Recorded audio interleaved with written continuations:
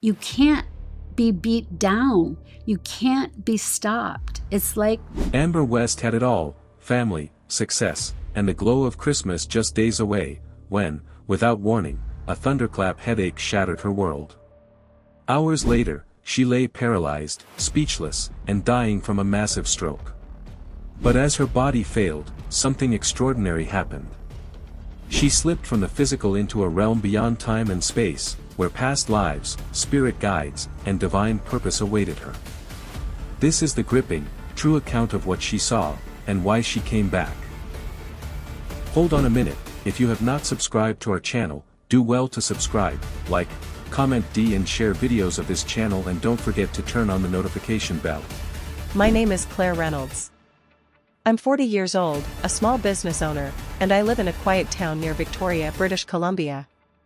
I run a cozy little gift shop on the main street, the kind with hand-picked trinkets, local crafts, and warm lighting that makes people feel at home the moment they step inside. Life was good.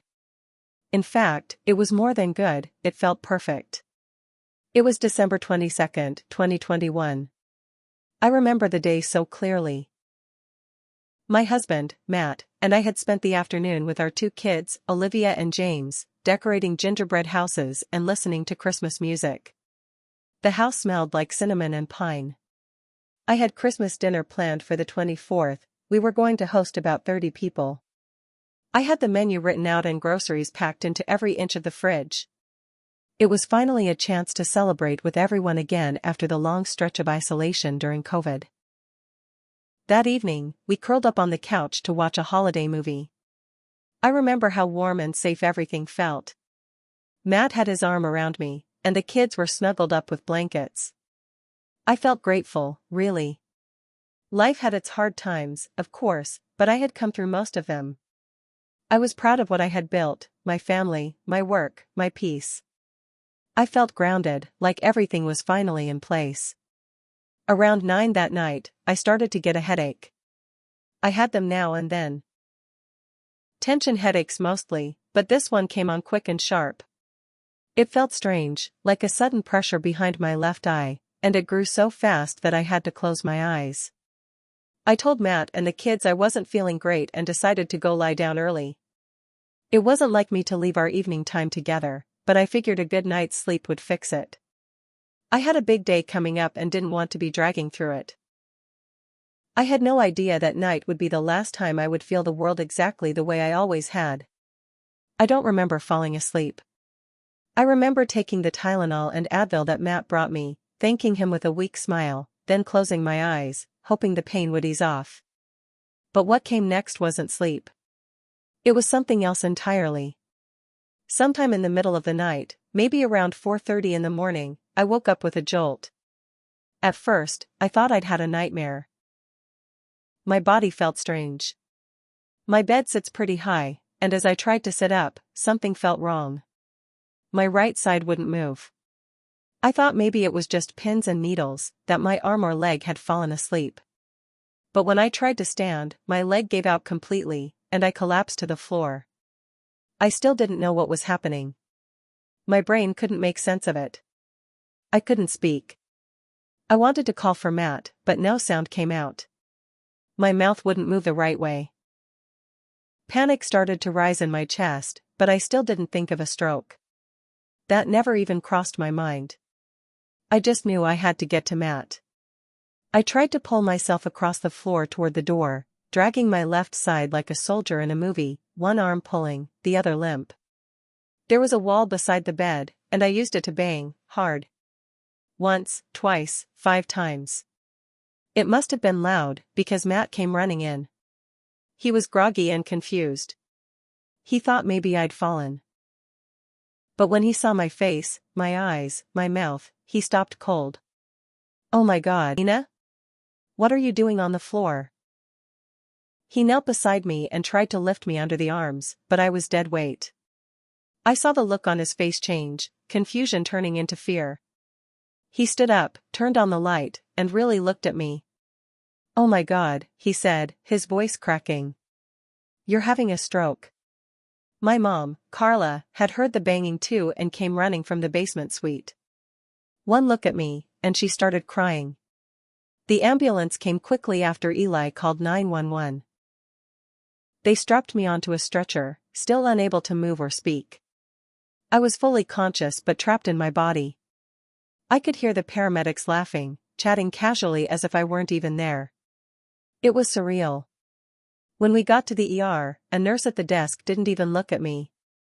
But another nurse, someone further back, turned around, saw my face, and everything changed. "She's having a stroke," he yelled. "Why hasn't someone called a code?" Then everything sped up. CT scan. Monitors. Doctors. I could hear snippets: carotid artery, left hemisphere, complete damage. No one said it directly to me, but I could feel it. They didn't think I was going to make it. They wheeled me into the emergency room, and it was like I was invisible. The nurse at the front barely looked at me. I wanted to scream, to shout, but I still couldn't talk. My mind was clear, but my body was frozen. One nurse caught sight of me from the back of the room. He stopped what he was doing, eyes wide. "Why hasn't a stroke code been called?" he shouted. In seconds, everything around me changed. People rushed in from every direction.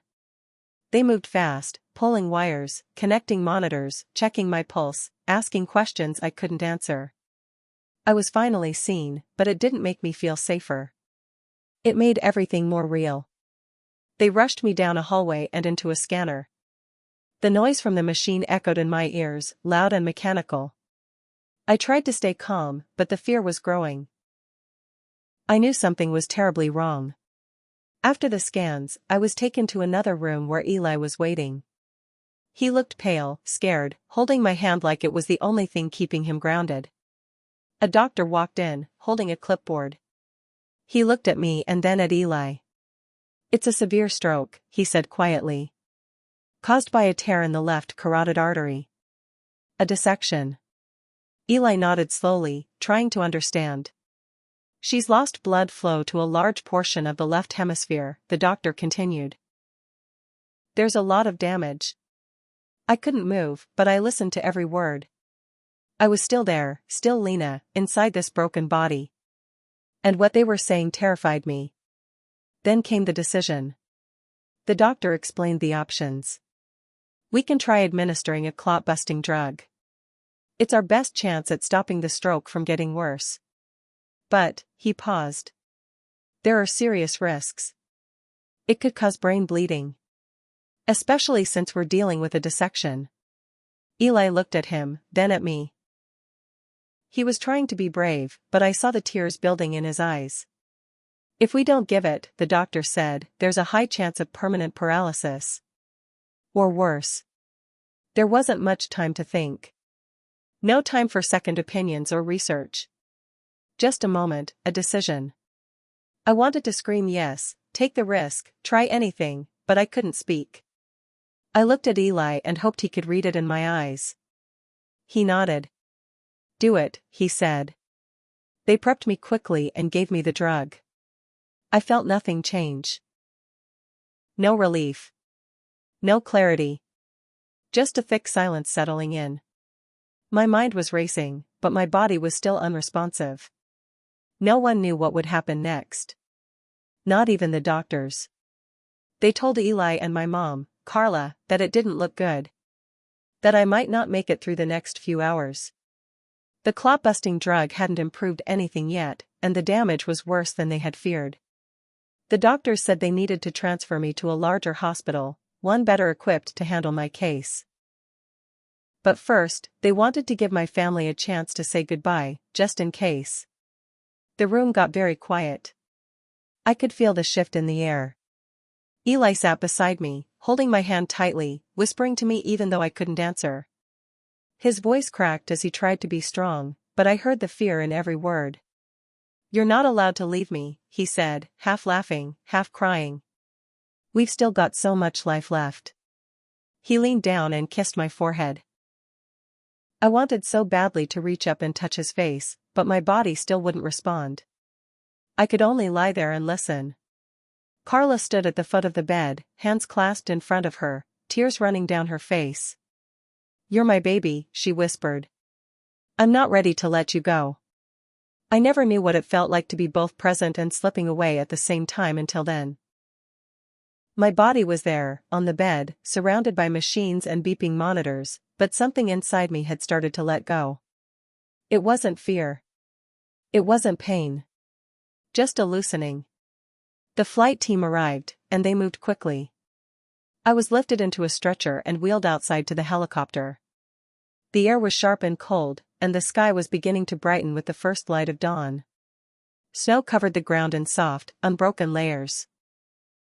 They loaded me into the helicopter, and Eli kissed my hand one more time before they closed the doors. As we lifted off, I felt the sunlight hit my face through the window. It was warm and gentle, and in that moment, I stopped feeling trapped. My mind felt free, open. I looked out at the snow-covered fields below, the icy trees shimmering in the light. That's when it started. I began to feel myself drift, away from the noise, the fear, even the body that no longer worked. There was a sense of peace starting to build, like something deep inside was telling me it was okay to let go. And slowly, I did. When I opened my eyes again, I wasn't in the helicopter anymore. I wasn't in the hospital, or anywhere that made any sense. I was standing, yes, standing, in the middle of a vast, beautiful garden. It stretched in every direction, and yet it didn't feel big or small. It just felt perfect.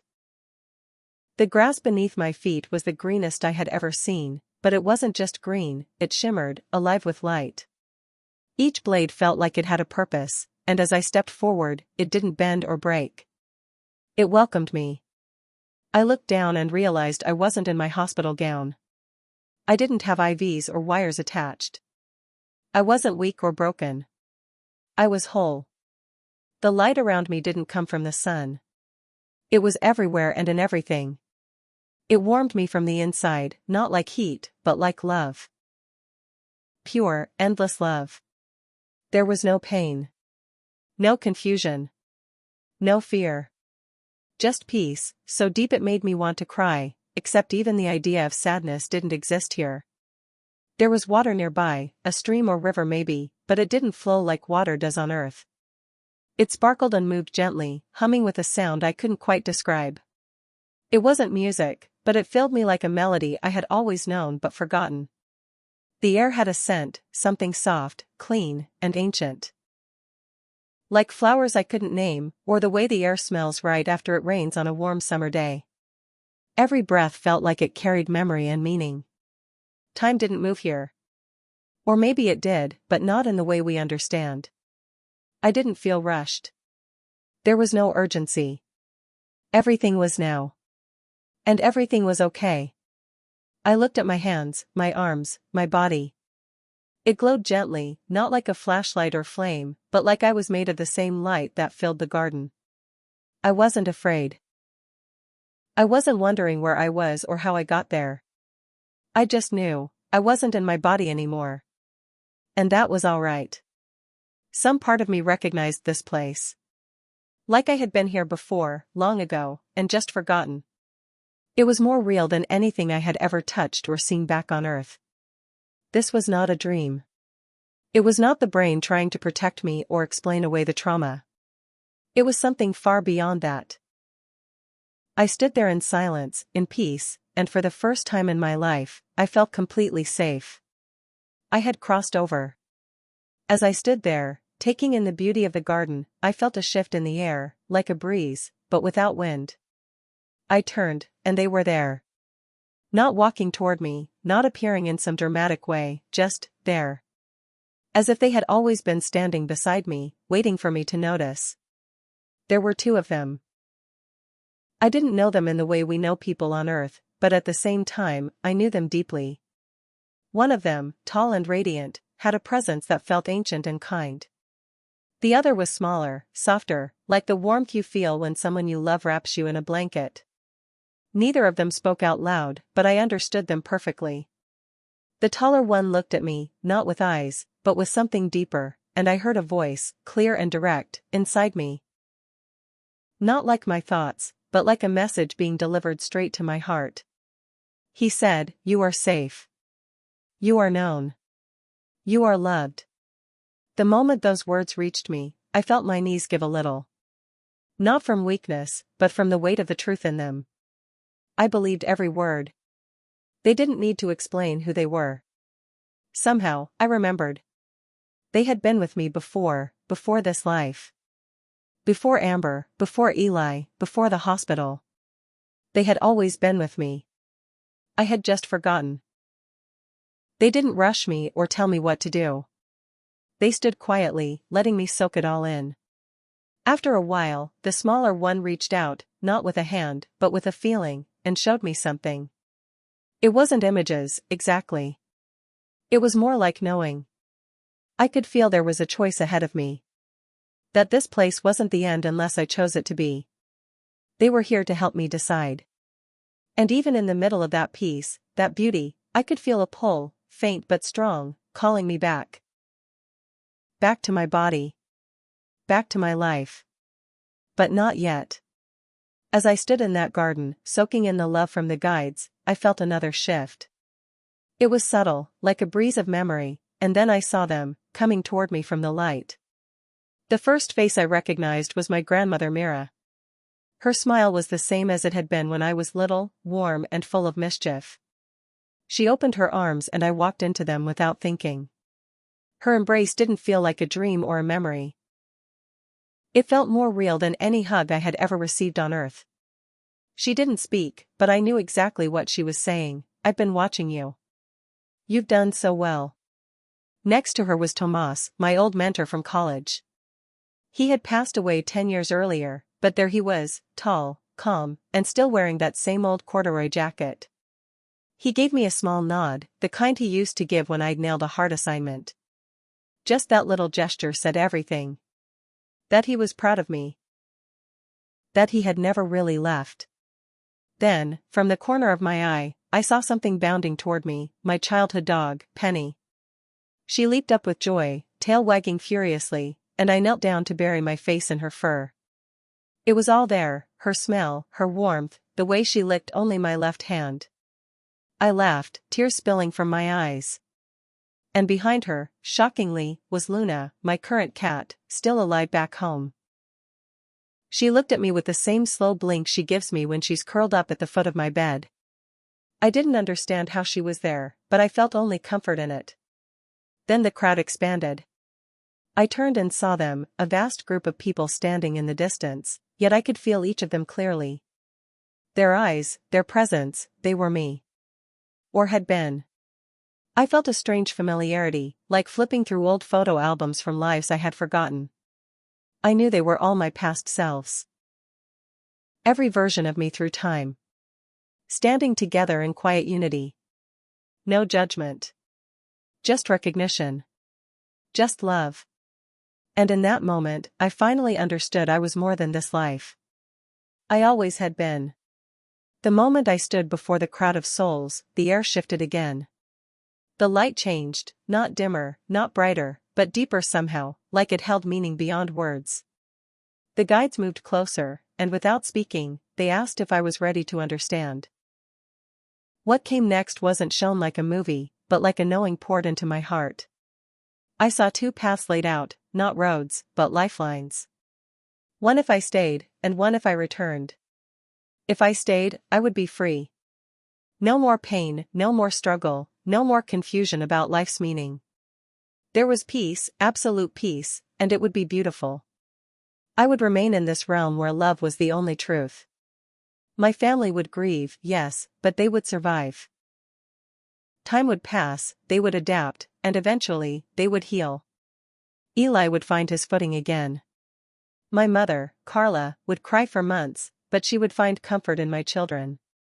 My kids, they would miss me deeply, but they would be loved, and they would grow strong, partly because of the loss. But then I saw the other path, returning to my body. It was broken, damaged, and uncertain. If I went back, there would be pain. I would have to relearn how to speak, how to move. I saw rehab, tears, frustration. But I also saw light. If I returned, I would carry the truth with me. A deeper understanding. I would remember love, not the emotional kind, but the divine kind that never leaves. I would be able to help others remember it, too. I saw myself sitting with people, telling my story. Not to impress them, but to remind them of what they already knew deep down. That they mattered. That none of us are alone. That love is who we are, not something we earn. I understood, finally, why I had faced so much difficulty in my life. The pain, the insecurity, the anxiety, it wasn't punishment. It was preparation. It shaped me so I could connect with others in their pain. I was meant to return and teach, not with lectures or books, but with presence. With truth. With love.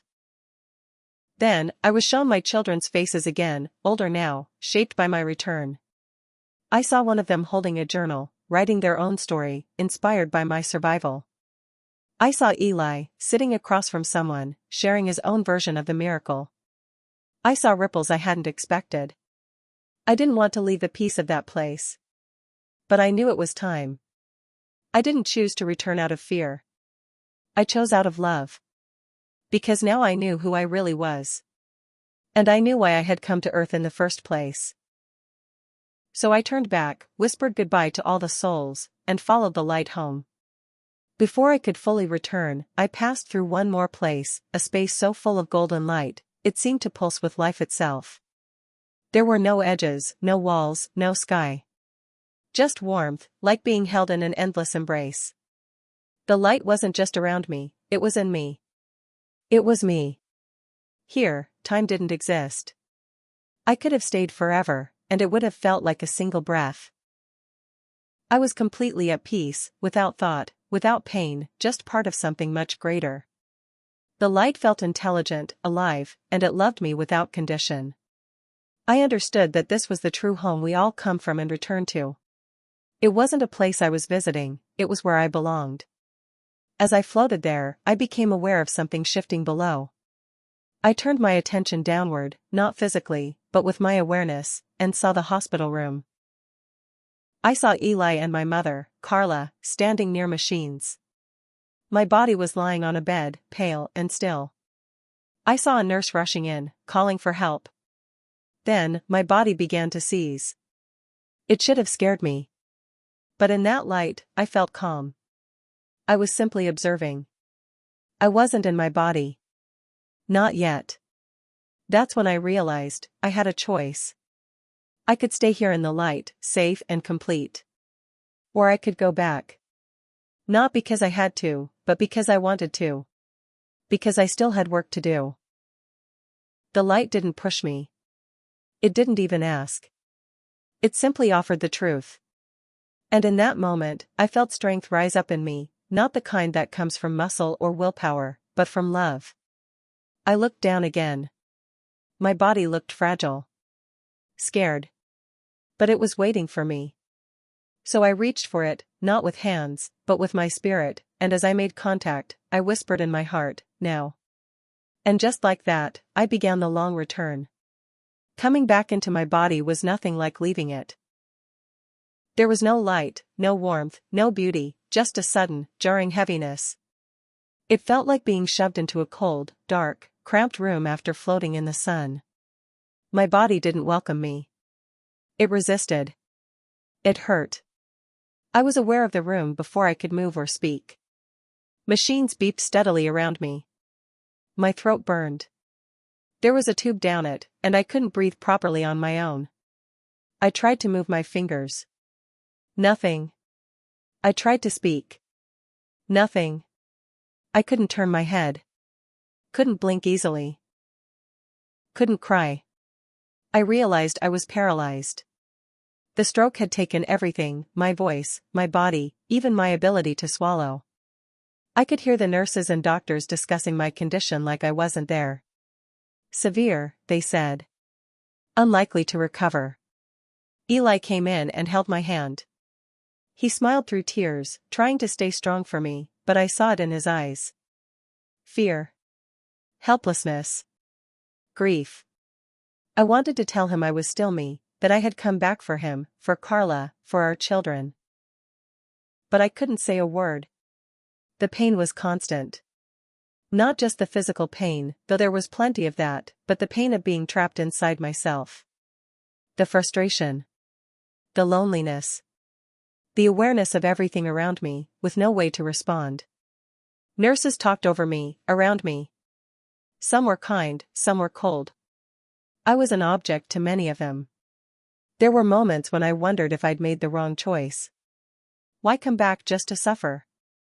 Why choose this broken body? But then I remembered the garden, the guides, the golden light. I remembered the purpose I was shown. I hadn't come back to be whole, I came back to become whole, slowly, from the inside out.